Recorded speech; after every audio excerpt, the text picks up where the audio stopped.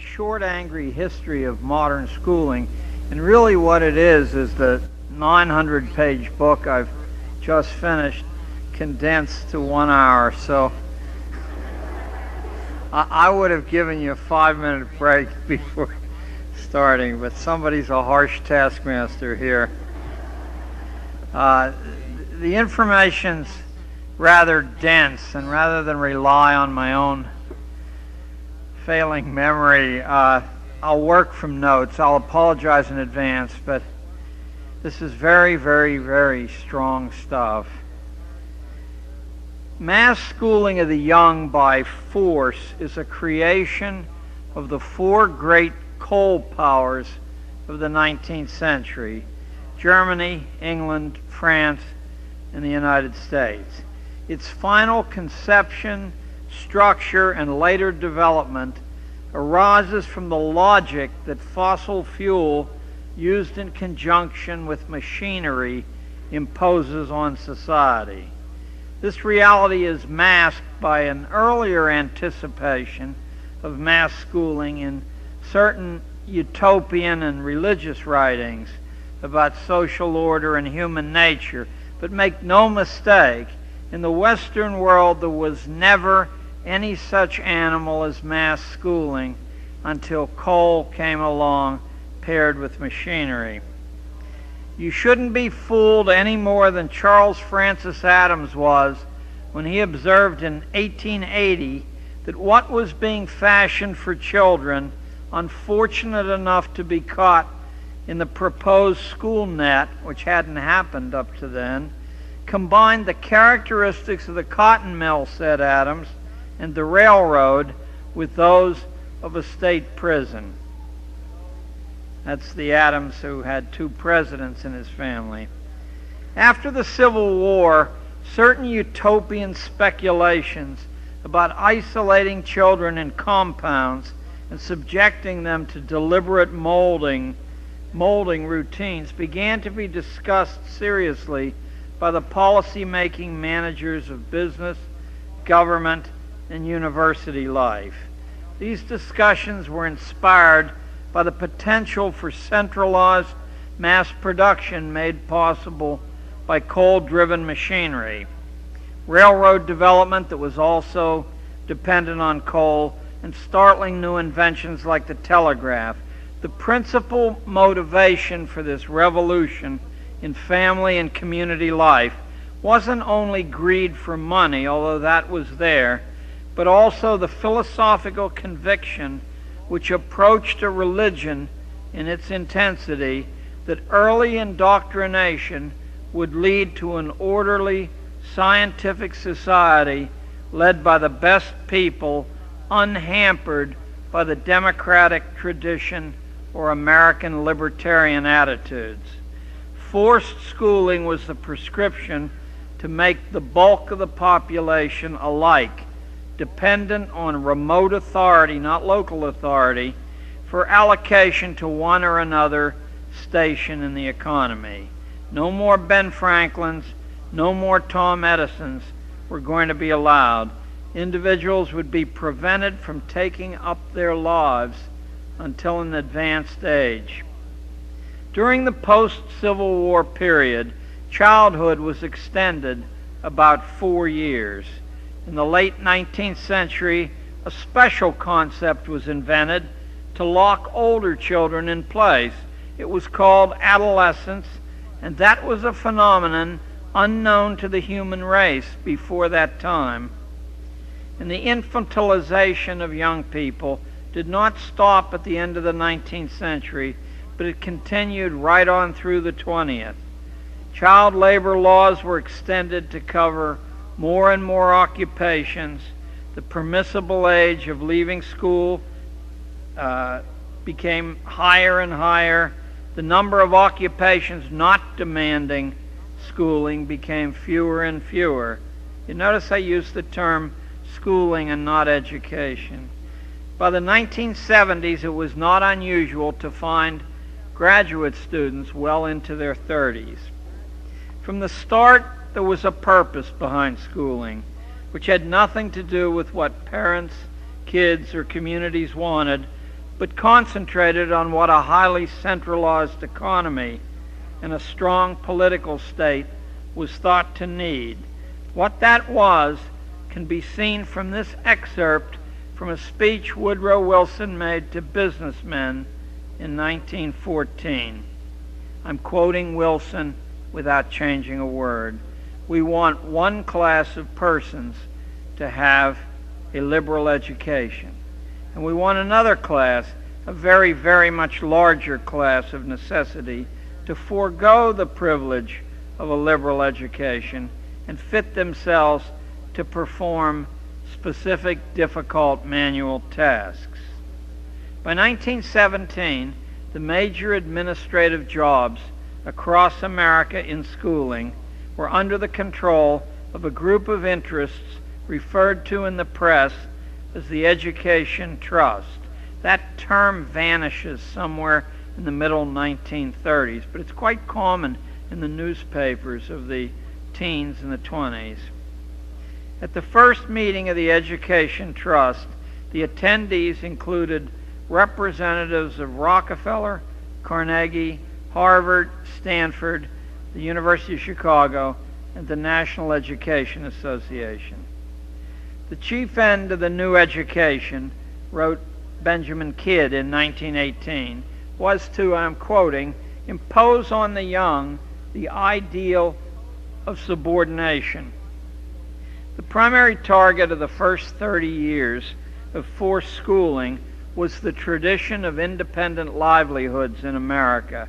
Students were to learn to think of themselves as employees competing with one another for the favor of the boss, not as entrepreneurs like Ben Franklin competing to serve the public.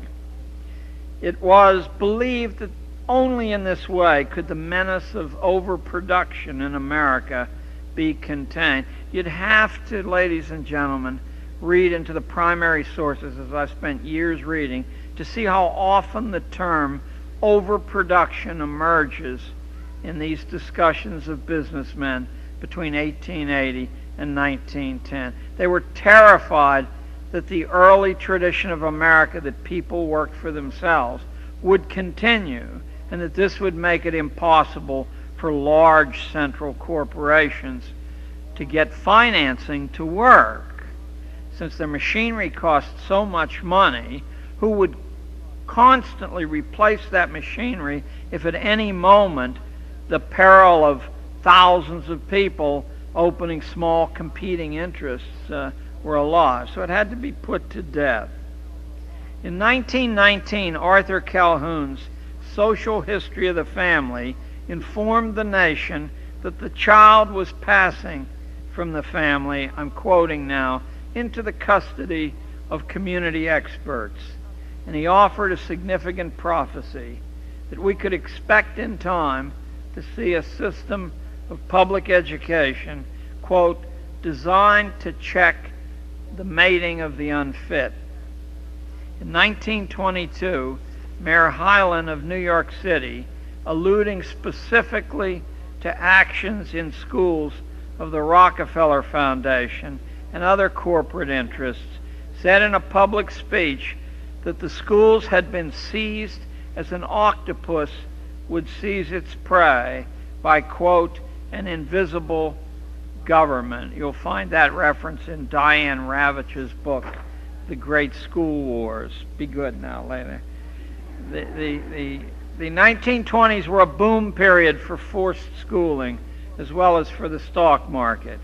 A book called A Sociological Philosophy of Education, published in 1928, claimed, it is the business of teachers to run not merely the school, but the world. In 1929, the famous creator of educational psychology, Edward Thorndike of Columbia Teachers College, announced, I'm quoting, academic subjects are of little value.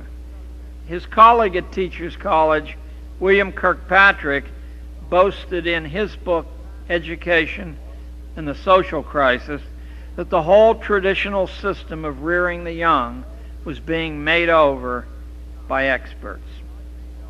Meanwhile, in the project offices of an important employer of those experts, the Rockefeller Foundation, executives were hearing from its president, Max Mason, on April the 11th, 1933. Don't say that I'm not giving you very specific references that can't be checked. That a comprehensive program was underway to rationalize social control and the control of human behavior. Inspired by the genetic work of an Eastern European scientist, Hermann Muller, at the University of Texas, Rockefeller, Carnegie, and other large private foundations had been investing heavily in genetics. Muller had used X-rays to override genetic law, inducing mutations in fruit flies, and that set off a line of thinking that it might be possible to create life and shape it as you wanted to. Muller preached that planned breeding was necessary to bring mankind progress, and his proposal received enthusiastic endorsement from most of the greatest scientists of the day. He reduced it to a 1,500-word geneticist manifesto, and 22 distinguished American and British biologists signed it. The conscious guidance by the state of human sexual selection is called for, said Muller. What was wanted, he said, was a project of racial hygiene such as the policymakers in Germany were pioneering, a program where eugenics was state policy and where scientific research shaped society. A February 1934 progress report from the Rockefeller endowments asked the question, can we develop so sound and extensive a genetics that we can hope to breed in the future superior men? Just a few months before this report appeared, the executive director of the National Education Association announced that his organization expected, I'm quoting directly now, to accomplish by education what dictators in Europe are seeking to do by compulsion and force. You can't get it much clearer than that, can you? Between 1967 and 1974, teacher training all over the United States was covertly revamped through the coordinated efforts of a small number of private foundations, think tanks, global corporations, universities, and several other interests working through the United States Office of Education and through key state ed departments like those in California or New York. The most important documents in this transformation were three, and I'm going to name them for you. Bloom's Taxonomy of Educational Objectives was the first.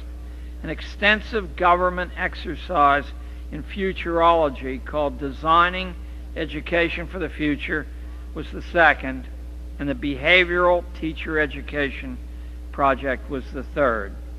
That was an enormous manual of over 1,000 pages, which in time impacted on every school in the United States. While other documents exist, these are the most important representatives of the whole.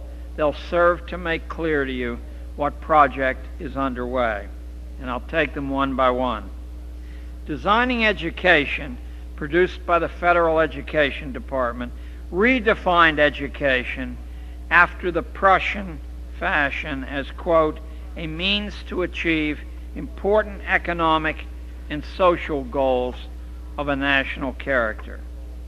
State education agencies would henceforth act as on-site federal enforcers, ensuring compliance of local schools with Washington directives. It proclaimed that each state education department, quote, must be an agent of change. State departments were, quote, to lose their identity as well as their authority in order to form a partnership with the federal government. Now, I think you and I both are aware that what we're talking about here is a form of treason, there is no mention whatsoever in any of the founding documents of this country of federal involvement in education. That's not just an academic thing. It was deliberately kept away from the central political power because of the obvious chance to pervert it if it were handed to the power that controlled the army. The second document, the gigantic Behavioral Teacher Education Project, outlined the teaching reforms to be forced on America after 1967. So we're talking about 31 years ago. If you ever want to hunt this thing down, it bears the U.S. Office of Education contract number, and I can give it to anyone afterwards. I have it here, but I won't bother to read the 44 digits. The document sets out clearly the intention of its creators, nothing less, I'm quoting from the document now, than the impersonal manipulation through schooling of a future America in which few will be able to maintain control over their opinions. An America in which each individual receives at birth a multi-purpose identification number which enables employers and other controllers, that's a direct quote from the document, to keep track of underlings and to expose them to direct or subliminal influence when necessary. Readers learned that chemical experimentation on minors would be normal procedure in the post-1967 world. That is surely a pointed foreshadowing of the massive Ritalin interventions which accompany the practice of forced schooling at present. The Teacher Education Project identified the future as one, I'm quoting again, in which a small elite will control all important matters, one in which participatory democracy will largely disappear. It was your tax money or your fathers and mothers that paid for this document. Children will be made to see through school experience that their classmates, this is a very subtle point, so I'll start that again. Children will be made to see through school experience that their classmates are so irresponsible and inadequate that they must be controlled and regulated for society's good. That's of a category, I think, equivalent to the wag your dog scenario that I think we're going through right now.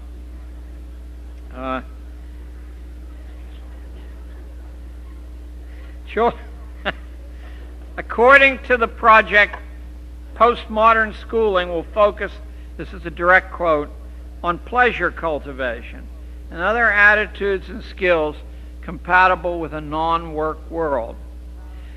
Notice how the tremendous rise in school violence and general school chaos in the late 1960s can be seen as providing a reasonable justification for the sharp constriction of traditional intellectual schooling. Each outburst of childish disorder echoing through the press was like an advertisement promoting the need to surrender community control to the management of experts, and for the introduction of emergency measures like special education and Ritalin. Anyone who taught school during that period in a large city, as I did, will remember how teachers and administrators were suddenly stripped of any effective ability to discipline children by the intervention of outside agencies. You are at liberty to decide whether that was coincidental or not. It makes sense, though, doesn't it, that irresponsible, semi-literate children kept in that condition by authority will become irresponsible and semi-literate adults, and that such people can't be trusted with decisions. The National Teacher Training Document informed teacher educators that under these circumstances, teachers were to be trained as therapists, translating prescriptions of social psychologists into practical action in the classroom. The third of the new gospel texts was Benjamin Bloom's taxonomy, In his own words, I'm quoting, a tool to classify the way individuals are to act, think, or feel as the result of some unit of instruction. Using the methods of behavioral psychology, children would learn proper thoughts, feelings, and actions, and have their improper attitudes brought from home remediated. In all stages of school manipulation, testing would be essential to locate the child's changing mind on an official rating scale. Bloom's taxonomy spawned a number of important descendants which you've heard of. Mastery learning was one, outcomes-based education a second, and the current school-to-work government-business collaboration a third. Each was designed to classify individuals for the convenience of social managers and to control the mind and movements of the young. But what was the purpose? Why was this being done? A major piece of the answer can be found by reading between the lines of an article which appeared several months ago in the June 1988 issue of Foreign Affairs. Written by the owner of U.S. News and World Report, the essay praises the American economy and predicts that its lead over Europe and Asia is so psychological in nature that no nation can possibly catch up to us because our workers are unique. Now, unless you believe in master race biology, this advantage can only have come from school training of the American young, in school and out, by indoctrination techniques which produce attitudes useful to management. And what are those attitudes? Folks, would it be possible if we took a 5-minute break? These lights are a little bit bright, and I just need a short rest owing to advanced age. But in 5 minutes, I promise you that I'll answer the question I just asked. Just rest for 5. I bet you need it more than I do. Suffers from a strong craft tradition, and the workers demand a large voice in decision making. Asia's even worse off, says Zuckerman, competitively, because although the worker is silenced in Asia, religion, tradition, and government over there interfere with what a business can do. So that's his first case, that the American worker, that's your sons and daughters grown up, is a pushover. Next, says Zuckerman, workers in America live in constant panic. They know companies here owe them nothing. There's no outside power to appeal to. Fear is our secret supercharger. Gives management here a flexibility that other nations will never have to such an extent. And some of the evidence he offers for that is really compelling. He said in 1996, after 5 years of record economic expansion, half the employees of large firms feared being laid off. The best part of that, said Zuckerman, was that it represents double the number of people worrying 5 years ago when things weren't nearly as good. So fear keeps a brake on American wages. Next, he says, in the United States, what look like managerial decisions are actually made by abstract mathematical rules, which are manager-proof as well as worker-proof. No sentimentality, no ideological treachery by a soft-hearted boss can make more than temporary inroads on corporate momentum here, because the accountant's bottom line rules everything. And finally, he says, our endless consumption completes the golden circle. Consumption driven by a non-stop American addiction to novelty, which provides American business with the only reliable domestic market in the world. Elsewhere in hard times, business dries up because people sit on their money. But here, no. Here we shop till we drop. We mortgage our futures in bad times as well as good. And I think Zuckerman is right. There isn't much doubt that the fantastic wealth of American big business is psychologically and procedurally grounded, and that the training for this mental state and the necessary docility it requires comes from the American classroom. Schools must train individuals to respond as a mass, to be frightened, envious, bored, emotionally needy, and generally incomplete. It's common sense. A successful mass production economy has to have such a clientele. A small business, small farm economy like the Amish have require individual competence, thoughtfulness, compassion, and universal participation. But ours requires a well-managed mass, leveled, spiritless, anxious, familyless, friendless, godless, and obedient, people who believe the difference between Coke and Pepsi is a subject worth arguing about. We need people for this economy who learn that status is purchased, so that when you buy something, you're immediately dissatisfied with it because it's not producing the rush that you expected from the advertising. We need people who learn that others manage our lives, that most people, including our own parents, are ignorant and irrelevant, that God is an obsolete fancy, not worth bothering about, and that ultimate satisfaction comes from official approval. The fantastic wealth of American big business is a direct result of school training. Schools training children to be fearful, bored and addicted to novelty, suspicious of themselves and others, and voiceless in important matters. That's what the bells are for. They say, and now for something different.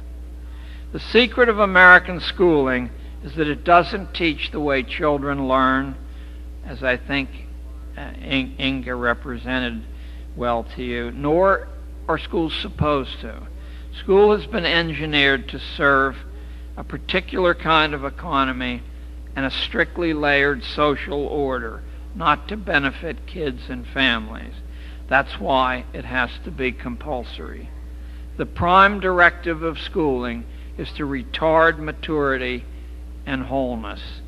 School is the first impression children get of organized society, and like most first impressions, it is the lasting one.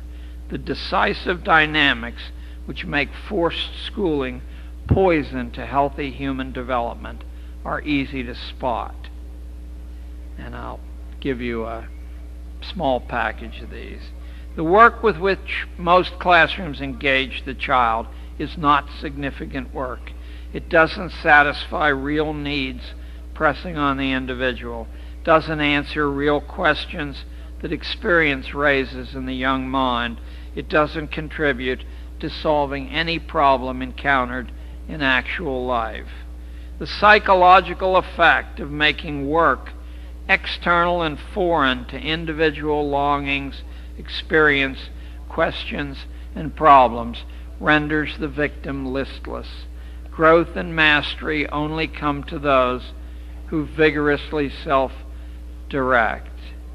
We've known that for thousands of years. If you doubt it, examine the differences between elite education in any century you choose and the direction of common training. I'll be talking a little specifically about this tomorrow morning. Initiating, creating, reflecting, and other things like that, active things, are precisely what the structure of schooling is set up to prevent on one pretext or another.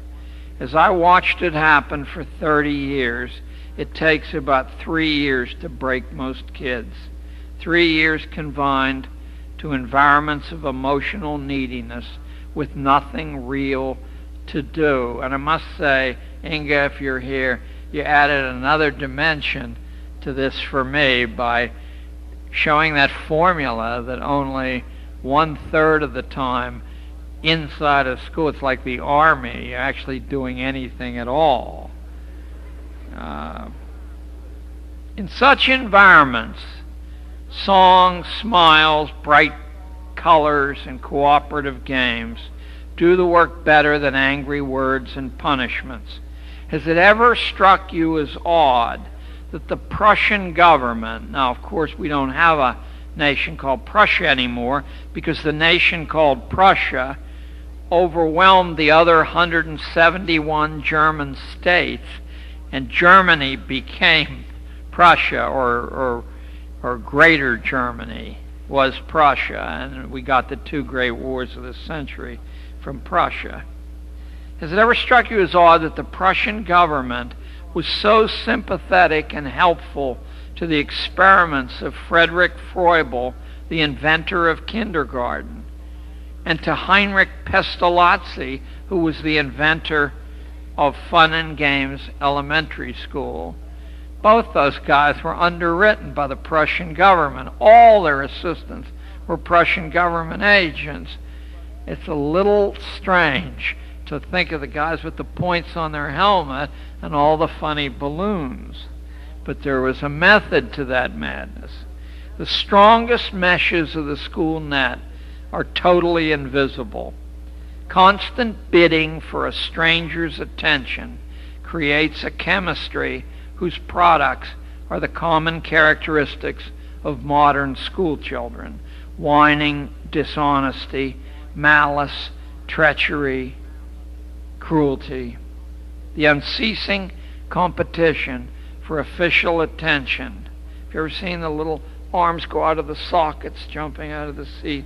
In the dramatic fishbowl of a classroom delivers cowardly children, little people sunk in chronic boredom, little people with no apparent purpose for being alive.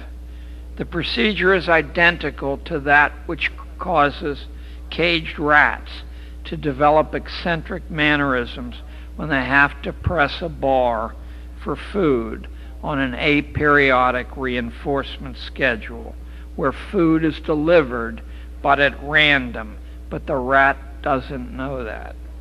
Much of the bizarre behavior school kids display is a function of the reinforcement schedule and the endless confinement and inactivity which slowly drives children insane.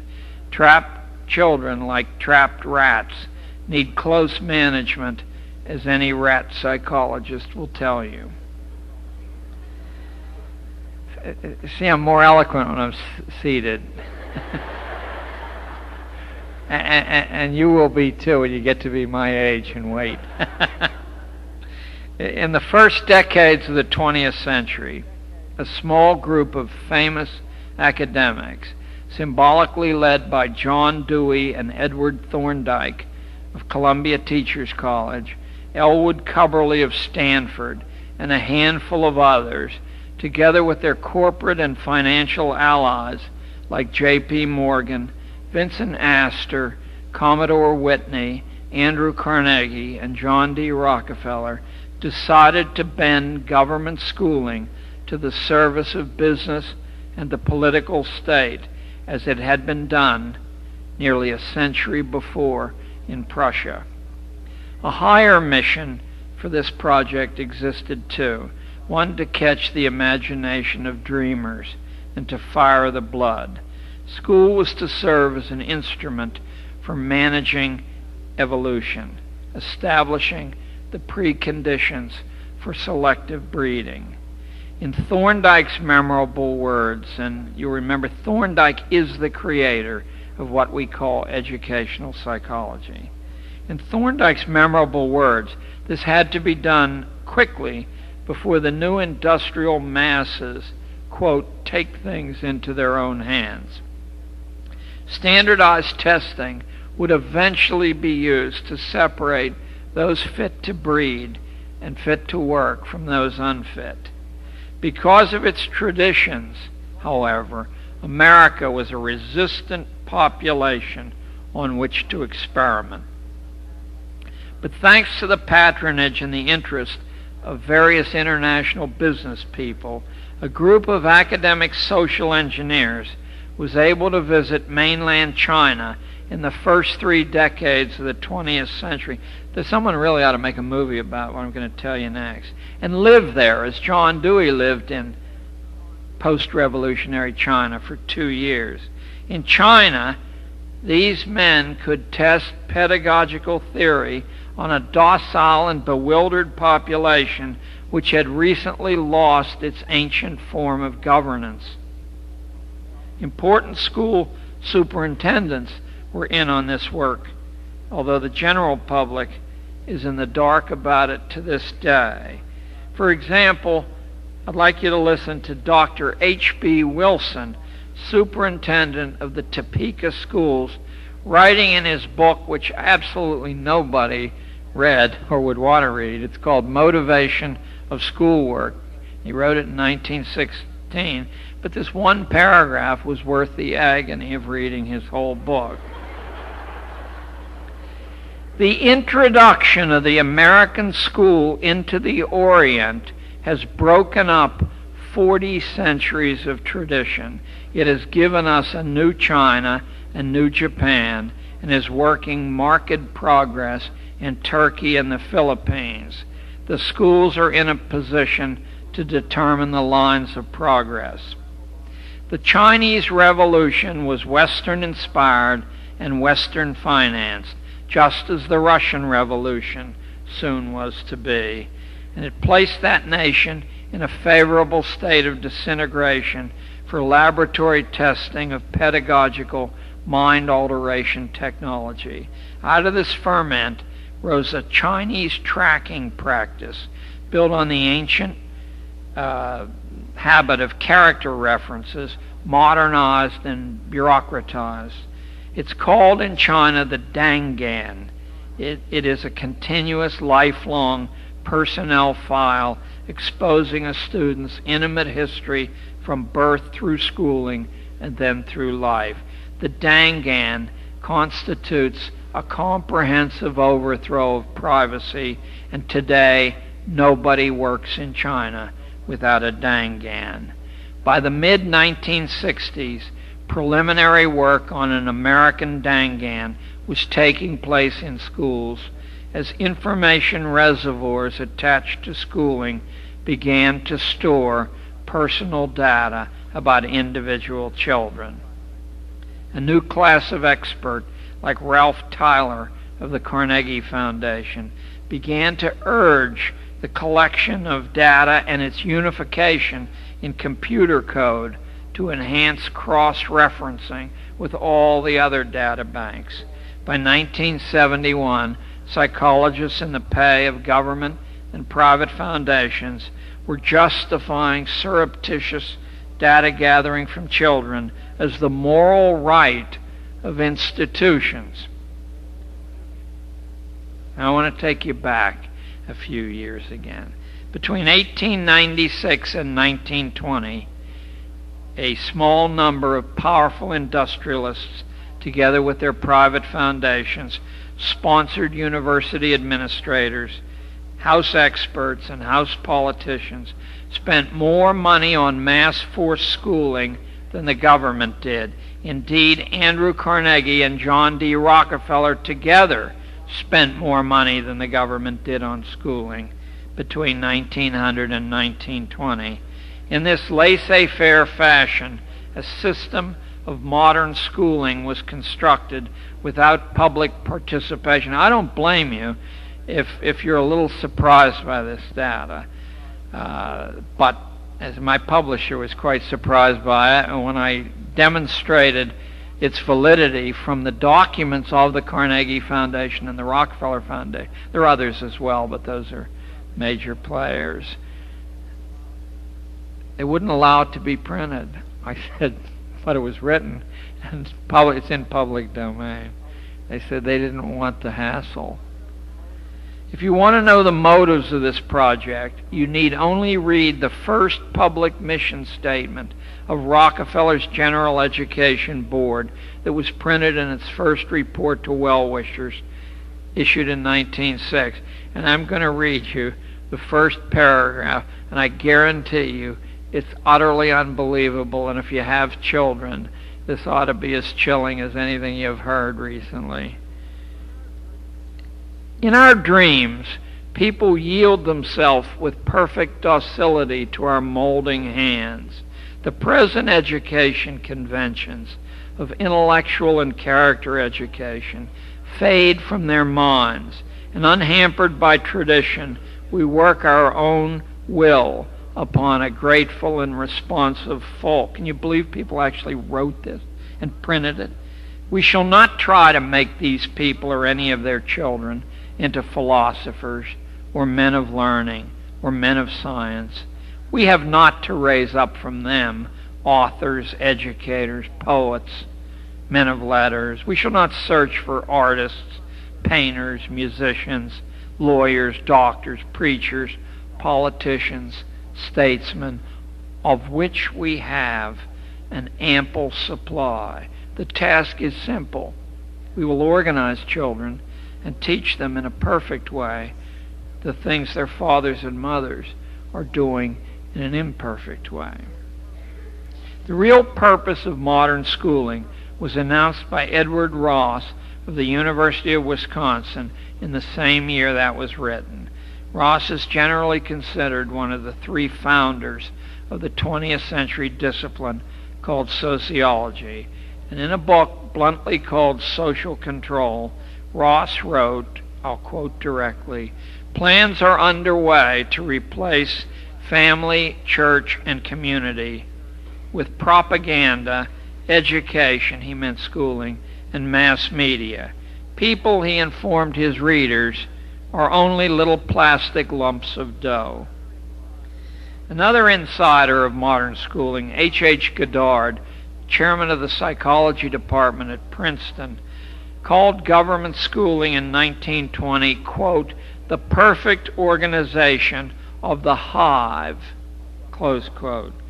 Goddard wrote that standardized testing was to cause the lower classes to confront their biological inferiority, sort of like wearing a dunce cap. In time, it would discourage their reproduction.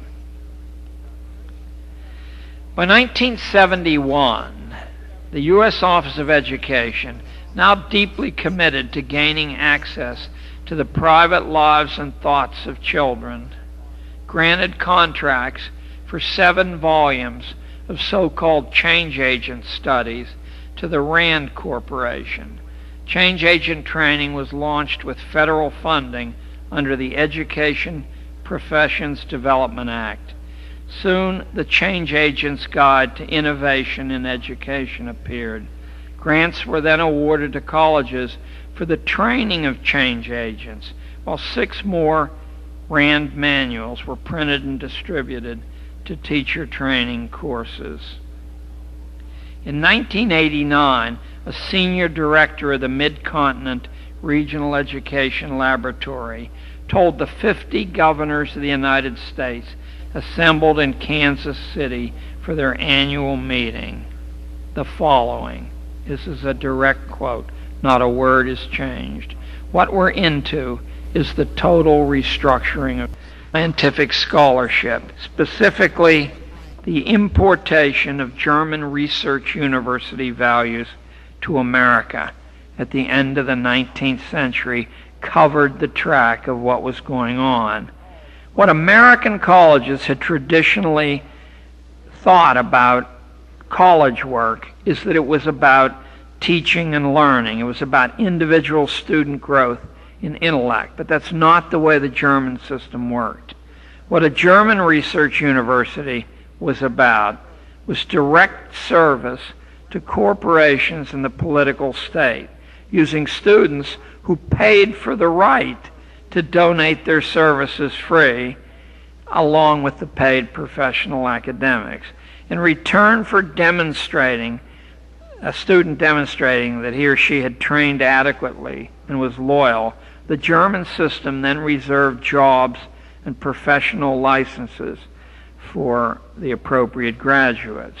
The University of Chicago, Stanford, Johns Hopkins, Columbia Teachers College, MIT, in Cornell, all colleges endowed by great industrialists, together with the state-endowed university movement represented by schools like Michigan or Wisconsin or Ohio State, joined in concert with the old-line aristocratic American colleges like Yale and Dartmouth, who were flag bearers for the English social class theory to provide a new and daring purpose for wealth to aspire to, not just spending your money, not just having big parties, but mastering the secrets of evolution and driving society toward a managed scientific utopia. Indiana University, I've never encountered this piece of information, which I dug up. I had been asked to speak at a conference in San Francisco by the Cato Institute last year called the Bionomics Conference. And there was so many, it was at the Mark Hopkins Hotel. The only reason I went was because I never would have been able to afford to stay at the Mark Hopkins. And I took my cat and smuggled it into the room. We had 4 days of... Anyway, there was so many references at this conference to evolution that I said, what is this cockamamie bionomics? And I started to search and hunt, and I stumbled across it, and you're about to get it now, but you and I and the Bionomics Conference people must be the only people in the world who know this. Indiana University provides a good picture of the strategy developing outside the irrelevant debate conducted in the public press. By 1900, a special discipline existed at Indiana only for elite students handpicked by the college president who had created and taught the course. It was called Bionomics, and it dealt with the why and how of producing a new evolutionary ruling class. The president of the college is a famous name in American college history. His name is David Starr Jordan. And Jordan did so well in the middle of nowhere, he was soon invited to join the major leagues of university existence. The invitation was extended by railroad tycoon Leland Stanford, and Jordan became the first president of Stanford University, where he remained for 30 years. But what, you might say, does this have to do with public schooling? Just this. Bionomics gets its direct connection with forced government schooling in this fashion. When he left Indiana, Jordan took along with him to Stanford his star bionomics protege, a 24-year-old named Elwood Cubberley. And in short order, Cubberley was made Dean of Teacher Education at Stanford, and within 2 decades, he was the head of a syndicate controlling school administrative posts from coast to coast. He was the most influential schoolman in 20th century American history. He was also the official historian of American schooling. All the myths you've heard come from Cubberley's History of American Education, which for 50 years was the dominant textbook in teacher training institutions. Did bionomics have any effect on life in the state of Indiana, where so many sons of prominent Indiana families had studied its arguments for controlled breeding and elimination of the unfit? The answer is yes. The very first formal legislation making forced sterilization by the state a legal act was passed in the state of Indiana, and its practice there became the law of the land in the famous 1927 Supreme Court test case Buck versus Bell, in which Oliver Wendell Holmes wrote the majority opinion allowing the sterilization of 17-year-old Carrie Buck to prevent her from having degenerate offspring. That's a quote from the Supreme Court decision. 20 years later, I've never met anybody who knows this. So if someone in here knew this, could you just sort of raise your hands? I'll know that someone in the world knows this. 20 years later, after Buck versus Bell, In the trial of the German doctors at Nuremberg after the Second World War, the Nazi physicians testified that their precedents were importantly American ones, and that their name for forced sterilization had been the Indiana procedure. To say this bionomical spirit infected schooling is to say that birds fly. Once you know it's there, the principle is easily tracked. I'm going to track a little bit of it for you so that the groove will be worn, and you'll find that you'll be able to add components to this track very easily, just reading the press and watching television. In 1922, Walter Lippmann's book, Public Opinion, demanded severe restrictions on public debate. Those are Lippmann's words. In light of the enormous number of feeble-minded Americans, said Lippmann, the old ideal of participatory democracy is insane. This theme of scientifically controlled breeding interacted in a complex fashion with the German ideal of a scientific society run by experts and the ideal of the British state religion and political society that God himself had appointed the social classes to create a kind of Darwinian caste-based schooling run at long distance through experts unseen who manipulated hired hands called schoolteachers and school administrators, and all this was for the ultimate good of the best breeding stock.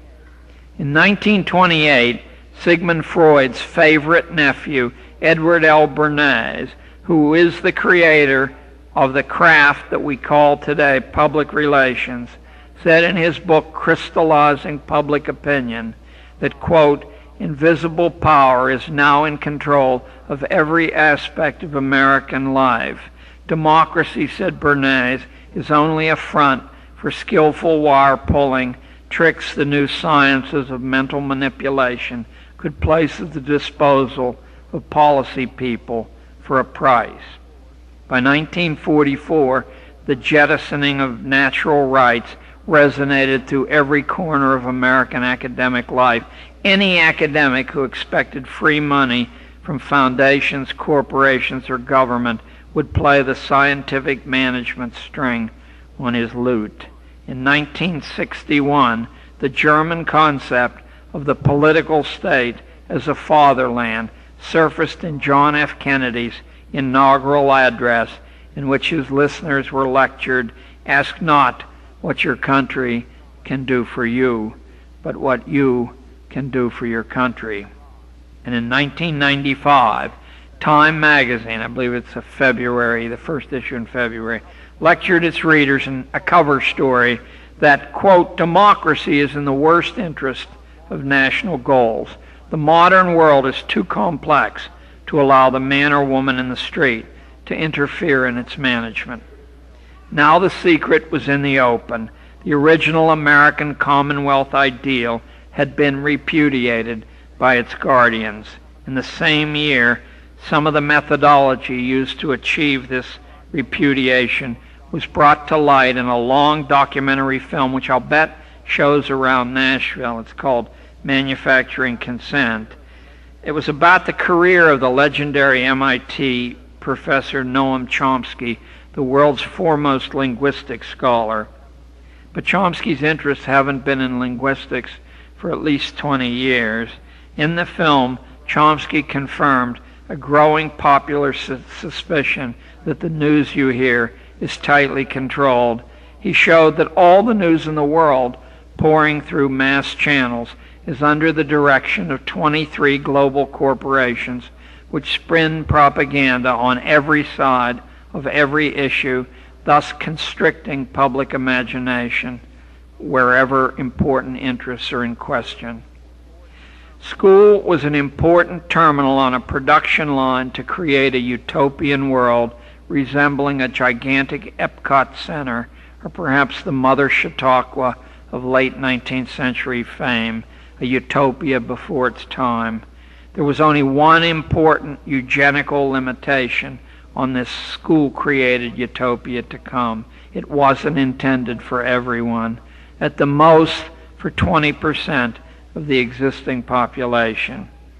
And out of Johns Hopkins University in 1996 came this chilling piece of supporting data.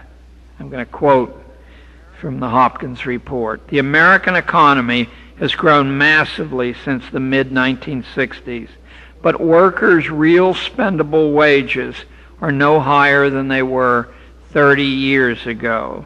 The purchasing power of a working couple in 1995 was, after inflation was factored in, the same as earned by a single working man 90 years earlier.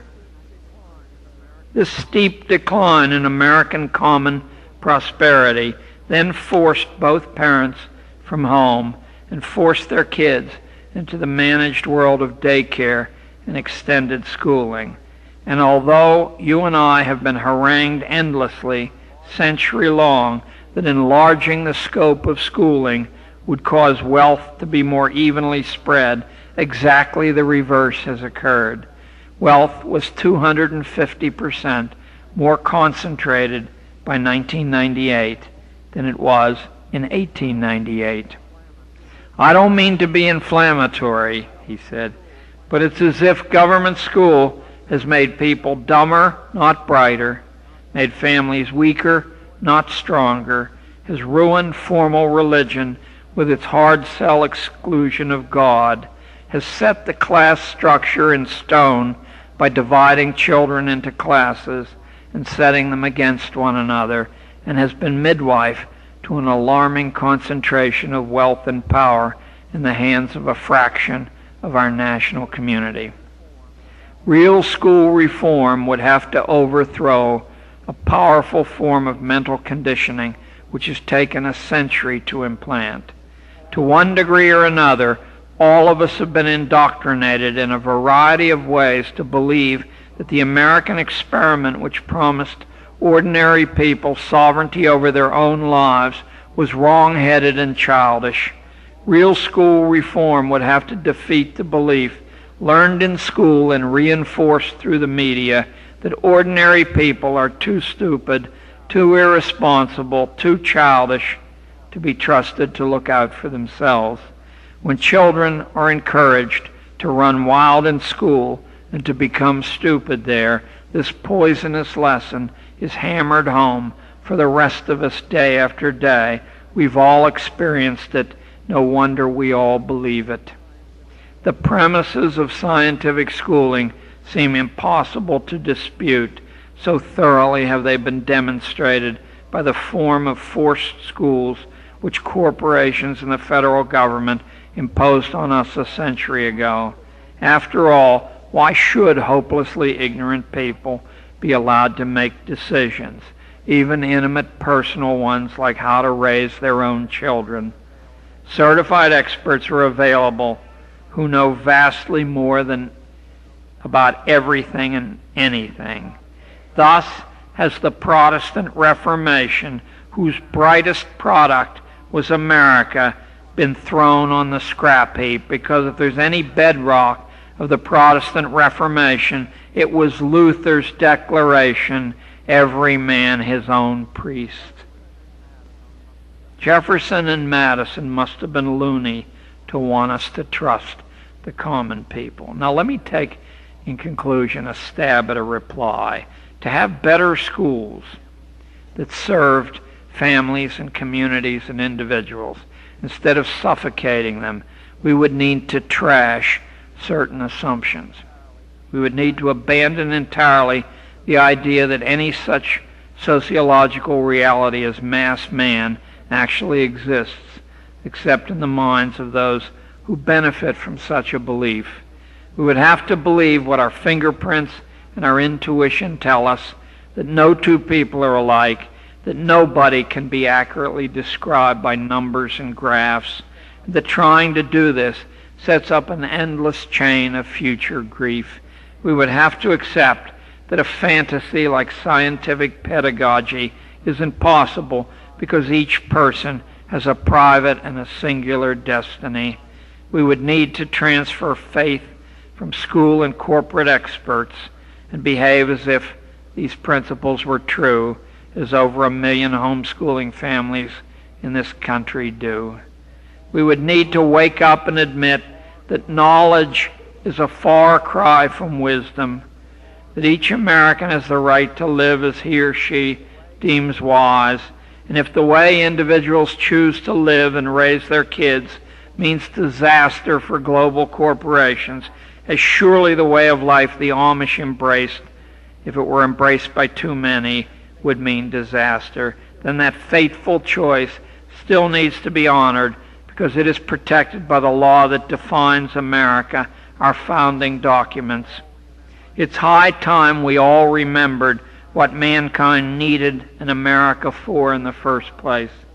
The brilliant dialectical balance struck by our founders was the only way to keep power weak and off balance, official power and popular power both. Popular will would beat back government tyranny. Government would check popular tyranny over minority rights. This constant confrontation, this unwinnable war between two flawed collectivizing principles, coercive government and bullying public opinion, will always produce liberty for those who want it. In the stalemate, liberty escapes as long as the argument is kept alive. It's only through enforced consensus, the product of too much and the wrong kind of schooling, that America can fail. America is about argument, about doing things our own way. It is still the only place on the planet where one can publicly oppose authority without being beaten or killed or severely intimidated for that act of free will. The U.S. Supreme Court wrote in the flag-burning case that the only true test of freedom is the right to differ about things that touch the heart of the existing order. And the court was right. That truly is the standard. Let us strike to the heart of this thing then and take back our children from the management engineers. Thank you very much. Thank you very much. Thank you. Thank you. Thank you very much. Thank you. Thank you. Thank you all. Thank you. God bless you all. Thank you.